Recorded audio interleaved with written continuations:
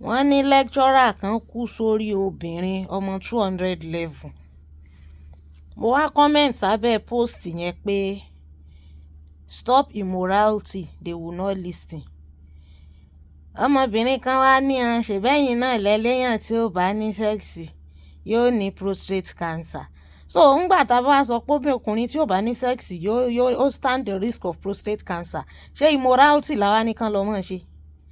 Ṣé rí ẹ̀yin obìnrin, ẹni tí ò bá gbọ́n ní ẹ̀rà tá a wà inú yín wàláhì kò lè gbọ́n mọ́. Kò lè gbọ́n mọ́.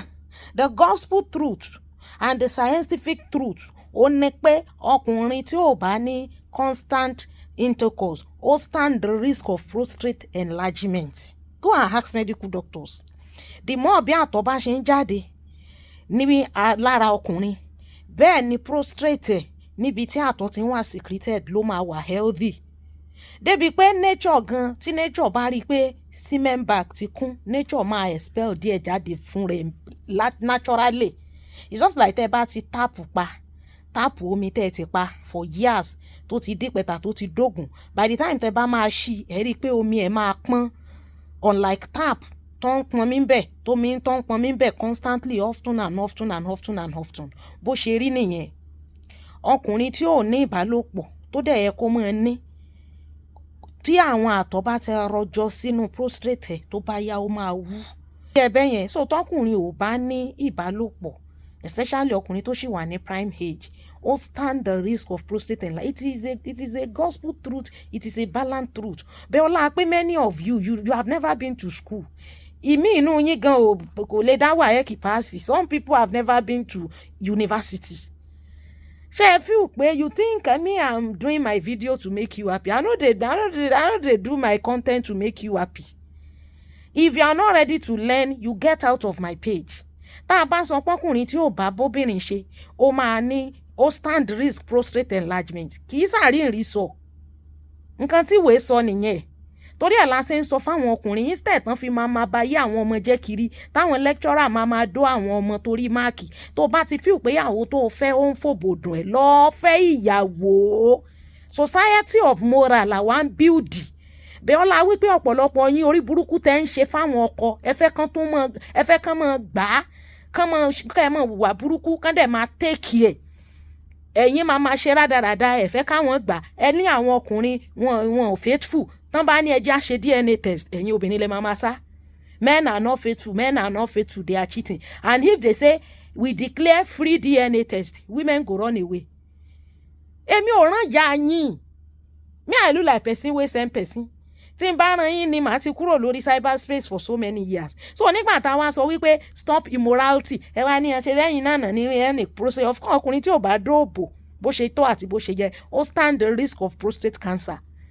Bẹ́ẹ̀ tó bá feel pé ni tó fẹ́ ń fìyà jẹ tí sì ṣe pé ò tọ́jú ẹ̀ lọ fẹ́ ìyàwó, go and do it rightly. Nǹkan táwa advocate fún nìyẹn. Then wọ́n send the link video bàbá kan sí mi. Àwọn tán send video yẹn sí mi wọ́n máa tó 16. Ẹ má send the video anybody sí mi. I'm not interested.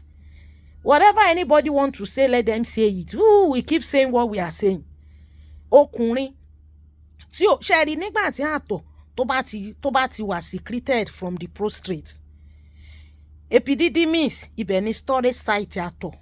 Tó bá ti store sínú epididymis yẹn pẹ́ tó ti lo days, tó ti lo months, tó yẹ kó weeks ńbẹ̀. Tó bá ti kún, àwọn ọmọ tán máa experience wet dream, àwọn ọmọ teenagers àtàwọn young adult guys yẹn, wọ́n máa lálàá, wọ́n máa fúnra wọn máa tutù láì jẹ́ yí pé wọ́n ronú obìnrin. Kódà kọkùnrin jẹ́ virgin kó má mọ obìnrin rí, tó bá ti get to that stage of adolescence and puberty, ó máa experience wet dream. Nature máa expel àwọn àtọ̀ yẹn jáde. Tó bá wá jẹ́ pé adult tó ti níyàwó tó bá ti ń fìyà òbò jẹ́, ó stand, tó bá yá ẹpin ẹ̀ máa wú, ẹpin ẹ̀ máa rónà. In tí ìwé sọ nìyẹn. So tó bá dẹ̀ ti mọ̀ pé irú èèyàn bẹ́ẹ̀ yẹn ni ẹni tó fẹ́ sílé kò dẹ̀ ń gbà fún ẹ, ìyàwó ni kó o fẹ́, you have done all what you could. Àwọn míì wà tó ṣe pé ọdún 5 rẹ̀ tíyàwó wọn ti gbà fún wọn gbẹ̀yìn.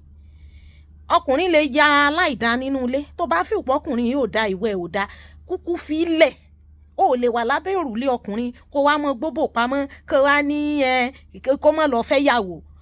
zina tó máa ṣe ẹ mọ̀ pé ọ̀pọ̀lọpọ̀ àwọn ọkùnrin àwọn obìnrin táwọn ọkọ yín bà láyé jẹ́ yẹn orí yín ni ìjìyà yẹn ẹ̀yin náà máa pín nú ìjìyà yẹn because ìwọ tó fọ́kọ tó gbà fọ́kọ tó jẹ́ kó bá ẹ sùn tó wá lọ ń dìfáìlì àwọn ọmọ kéékèèké kiri àdúgbò ẹlẹ́dàá àwọn ọmọ yẹn tó bá fìyà jọkọ ẹ yẹn á fìyà jẹ̀wọ́ náà because you are the cause of it.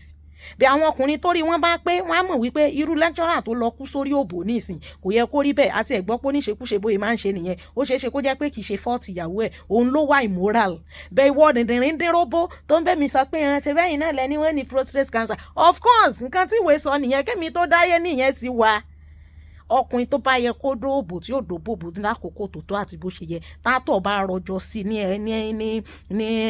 ẹ̀pọ̀n rẹ̀ tí ò jáde tí ò ṣe normal tó yẹ kó ṣe ó máa stand the risk of prostate enlargement that is the balance truth tó bá ti fọ́kọ then ẹ̀yin obìnrin ẹ má máa bá ọkùnrin tí ò bá fẹ́ yín sùn mọ́ that is it ọkùnrin tó bá ti fi òpó òun fẹ́ yàwó sílé ẹnu òun ò káyàwó òun ìyàwó òun ò gbà fóun ṣé wọ́n wá lo lóbò promo ṣẹ́yìn èrònú ni jọ ẹ̀yin èrònú tí gbogbo obìnrin àgbáyé bá nítò ẹni tí ò bá fáwọn kò ní bá wọn sùn àwọn ọkùnrin ò ní lè deny nature wọn bẹ́ẹ̀ nítorí pé obìnrin míì tẹ́ bá ti fún £1 báyìí yóò la gbogbo òbò ni ìlà àwọn míì àṣẹ níyàwó kan sílé wọn alálẹ̀ 25 síta àwọn àṣọ pé ẹni kan fẹ́ yàwó ẹni kan ọkùnrin tó bá mọ̀ pé òun lè dúró no problem bẹ́ẹ̀ tó bá fi òpó lè dúró ìyàwó ẹ̀ ò dẹ̀gbà fún ẹ kí ló fẹ́ mọ́ bá yé àwọn ọmọ jẹ́ sí ẹlòmíì níyàwó kan ó lálẹ̀ 25 níta ṣé yẹn nìgbésí ayé immorality nìyẹn tó fi máa lọ bókù sùn tó fi máa kú sórí òbò ò ní mọ̀ bíi turu lecturer ilé ìbáyìí nísìn.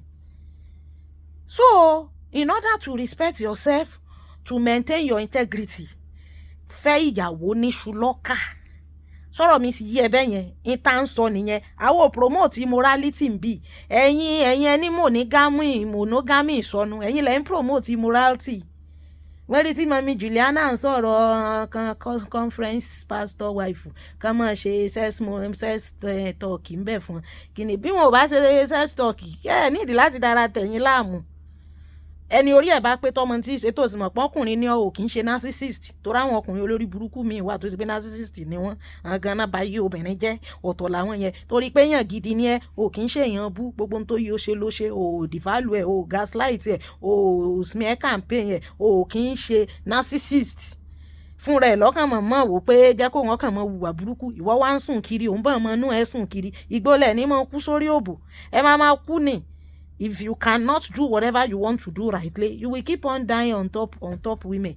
So ṣé mi ní tẹ̀sẹ̀ sọ pé tí ò bá dóbò yóò ní prostate cancer. Nǹkan tí ìwé sọ nìyẹn èmi kọ́ lè mi rán ẹ̀ ń jẹ́ kó mọ́ lọ léèwé kí wá ní ìgbésí ayé tèmi pẹ̀lú tiẹ̀.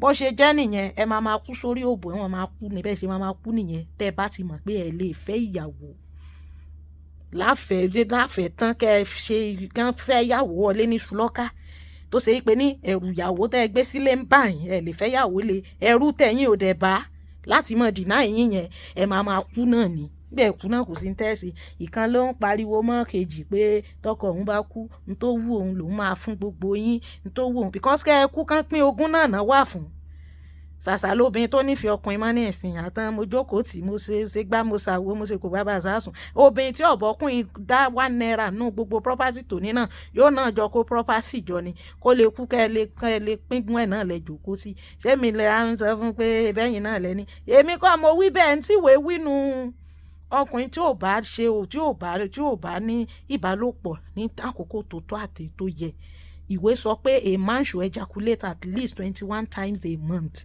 If you Google it, Google will bring it. Ṣé mi náà ni mo lọ tẹ ní tí Google máa gbé jáde ṣé mi mo tẹ̀ síbẹ̀. Orí ọ̀pọ̀lọpọ̀ yín ò pé ọjọ́ tí n bá máa jáde fún ọ̀pọ̀lọpọ̀ ẹ̀yin obìnrin wàláhì ẹ máa rí mi báyìí ẹ mọ̀ ẹ bá ti rí i pé mò ń bọ̀ lọ́tún ẹ gba òṣì lọ ni. Èmi ò ń ṣẹgbẹ́ àwọn ìyá yín. Ẹ má fẹ́ bú mi kó bú mi yẹn ò kàn hàn ṣe mọ́ bú èmi. Èébú ni máa ràn lọ. Wọ́n pé kẹ́ wá fíù pé èèyàn kan ṣe immorality àbáwí ẹ wá sọ pé ṣe bẹ́yìn náà lẹ náà ní prostate ṣe immorality lánìkan lọ mọ́ ṣe. ẹ̀yin lẹ kó bọ́ pọ̀lọpọ̀ àwọn ọkùnrin yẹn ẹ̀yin lẹ báyé wọn jẹ́ àwọn ọkùnrin tó ń kú on time lè yẹn kò yẹ kán máa kú náà. Prostate enlargement prostate cancer ló ṣẹlòmíì náà cancer kì í sì san yóò jẹ níyẹn tán ni yóò hit up that person. Kàkà kí tí cancer bá máa kú sìn is like a virus ó gbúdọ̀ kú ẹni tó host yẹn gbúdọ̀ kú kó nǹkan tó kú. So that host must die before the virus dies. Bẹ́ẹ̀ náà ni cancer, ẹni tó ní cancer yẹn máa kú kí cancer fún rẹ̀ tó wá kú. Kó ṣì dànù, ta ló ẹ wá fẹ́ bú mi kó bú mi, èmi ò ráyè ìgbésí ayé yín o. Tọkùnrin ọba dóbò bó ti tó àti bó ti jẹ. Ṣé rí nígbà tí àtọ̀ tó bá ti wà secreted ní prostate, tó bá ti wà ní epididymis tó jẹ́ storage site, á move from there, á lọ sí fast difference. Ibẹ̀ ni oil àti protein, gbogbo àwọn ṣùmùṣùmù, àwọn nutrients máa wà added to it. From that prostate, it will, from the fast difference, it will go to the seminal vesicles. Ṣé yà báyìí? From the seminal vesicles, it will now go to the urethra. Ló fi máa ibẹ̀ ló máa gbà jáde through the urethra. Ṣé you understand? Because lára àwọn ọkùnrin, the urinary channel opens to the same reproductive channel. So ibi tán máa fi tọ̀ náà náà máa fi dá àtọ̀. But there is a gland tó máa cover bí urinary yẹn so that kò ní mix mọ́ ìtọ̀. Bẹ́ẹ̀ obìnrin yàtọ̀. The urinary tract ó yàtọ̀ sí the urinary channel ó yàtọ̀ sí reproductive channel. You understand? Bí tóbìnrin fi ń tọ̀ yàtọ̀ sí bí reproductive channel. But ọkùnrin the same place níbẹ̀. A gland will cover ibi ìtọ̀ fún àtọ̀ láti wá. So ibi gland yẹn bí tí travelling tí kìíní yẹn máa ń gbà kọjá yẹn, tí exercise yẹn ò bá máa ṣẹlẹ̀ often and often, that man stands the risk of prostate cancer. So kì wá ṣe pé immorality ni ẹ̀yin ẹ fẹ́ kí wọ́n fẹ́ ntẹ́ fẹ́ ìyàwó lẹ̀ fẹ́ kán fẹ́, ẹ sì tún fẹ́ kí wọ́n ṣe zina, ẹ sì fẹ́ kí wọ́n ní girlfriend, ẹ sì fẹ́ kí wọ́n fẹ́ yàwó, ẹ sì fẹ́ mọ gbóbò pamọ́. You can't eat your cake and have it now. wọ́n domi mọ́ dọ́rọ̀ ẹ̀mí òbó tiẹ̀ lọ́ fọwọ́ mú. Torí ẹ̀ náà ṣe ń fẹ́ yàwó, wọ́n á fẹ́ yàwó mọ́ yín lára. Ọkùnrin tí ó tó gbangba sùn lọ́yẹ́ lẹ́nìkan mọ̀ fi yòbò jẹ ní ọmọ ká gúlú ń tú kiri bí adìẹ tó jò pa. I will leave the comment section open. Ẹni ó bá fẹ́ tẹ̀tẹ̀kùtẹ̀ kó tẹ̀, mí ò ráyè yẹn, kó ṣì dànù. Bó ṣe jẹ́ nìyẹn, ọkùnrin tí ó bá dóòbò ó máa ní prostate enlargement. Bẹ́ẹ̀ ni kọ́kùnrin wáṣẹ́ lọ kó ṣiṣẹ́, kó wà òkè, kó lówó, kó fẹ́ ìyàwó. Sọ̀rọ̀ mi ti ń yọ báyìí nísìn, kó wà responsible. If not, tó bá rówó tọ́jú ilé, tó rówó múlẹ̀, tó wà responsible, tó wà òkè, tó gbádùn, àti tàgbà àti kékeré gbogbo wọn tó fẹ́, gbogbo wọn padà kẹ̀yìn sí ọgbẹ̀yìn náà ni. Àti ìyálé àti ìyàwó àti tẹ̀yìn, gbogbo wọn náà tó lé ọ́fà wọn náà ní ọjọ́ kò tí kì í ṣe pé gbogbo wọn ní wọ́n fi bá nífẹ̀ẹ́ rẹ̀ náà tààrà. Nígbà wá ń sọ pé kí wọ́n mọ̀ ṣe morality tẹ́ àníṣe lẹ́yìn náà lẹ́ni wọn ò ní prostate. Kí ló ṣe àwa ní sọ ni ṣé wọn ò ní prostate ni? Tó bá ṣe ìyàwó ilé ẹ̀ ni kò ní kú sórí ẹ̀ náà, kò ní kú náà. Ṣebí nítorí ọmọ àmọ́ tí yẹn ti lò sára, bóyá yẹn ló sì mọ̀ hàn lè mọ̀ tó ra gbọ́ pé ó ní ṣekúṣe ni. Ṣé à ń wí kí náà ń sọ? Mi ì tiẹ̀ mọ̀ pé àwọn obìnrin ṣùkú lórí péèjì. Mo rò pé gbogbo yín ti kóra yín dà sọ́ọ̀nù. Lára yín kò tọrọ bẹ́ẹ̀ kó ṣì dànù. Although kò kí ń ṣe lack of intercourse nìkan ló máa ń fa prostate fọkùnrin o. Ṣóyè yín, but some prostate enlargement or prostate cancer can be traced to lack of intercourse. Some are. That is not the only thing tí máa fà. Ṣóyè abẹ́yẹn torí ìsìn gbọ́n bá máa gé fídíò yìí ní ìsìn, wọ́n ó gé. Àwọn onígègé wọ́n ó gé fídíò yìí ní ìsìn, nígbà wọ́n bá gé báyìí, wọ́n lè má gé bí ìmọ̀. Kì í ṣe lack of sex nìkan ló máa ń fa prostate cancer. Ṣóyè wa, but some prostate cancer can be traced to lack of intercourse. Not even some, many. Kò kàn kì í ṣe pé the only thing tí máa fà á nù, bẹ́ẹ̀ ìmí ń tọ́ fà á nù. Sọ́ngbà sọ pé bẹ́ẹ̀ ni àwọn yẹn máa ń sanwó fún wa ní. Ìgbé làwọn owó làwọn ń san tá a fi ń wá àwọn ìmọ̀ yìí. I'm telling you. Èèyàn ló máa sùn tá a kọrí síbì kan. Tí ó sì wáyé gan-an, ó ń kùn ẹ pẹ̀lẹ́.